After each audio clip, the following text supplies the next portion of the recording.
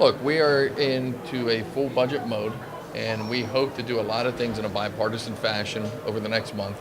And I think this is the start of that working relationship.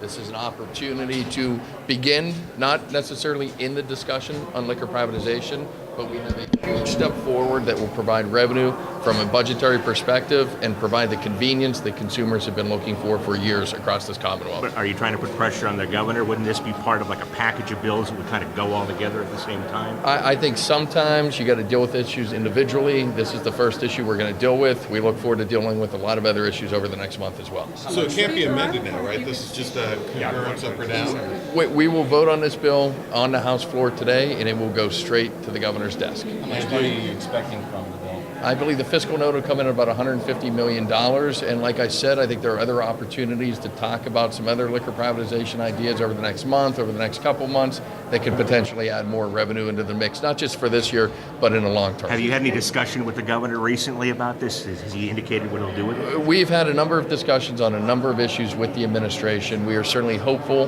that with the bipartisan support that we just saw in the Rules Committee, hopefully we'll see on the floor that the governor will sign it. But he has not indicated to you that he'll sign it recently. I cannot speak for the governor. Do you all agree with Democrats that this is modernization, not privatization? We think this puts wine into the private sector like consumers have been looking for years. There's certainly other components to it that will help modernize the system, but overall we view this as the first step to fully privatizing our liquor system in Pennsylvania. We think it's a huge first step. It's the most significant first step in 80 years of our liquor system. So if I'm not mistaken, this is the same bill that didn't pass the House in December. Why now?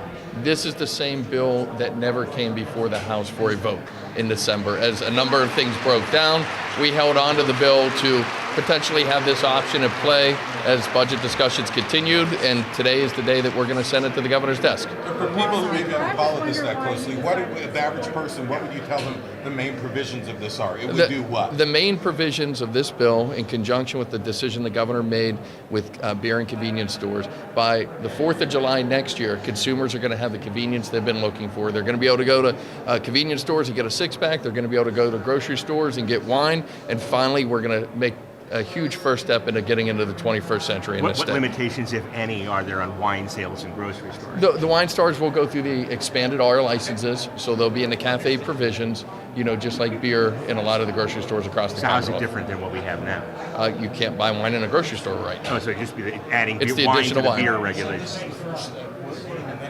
Look, there's a number of things that we would like to do to privatize our liquor system. We obviously think we should get out of the wholesale business, and we would like to have a full private sector market when it's all said and done. But this is a huge first step to making that happen.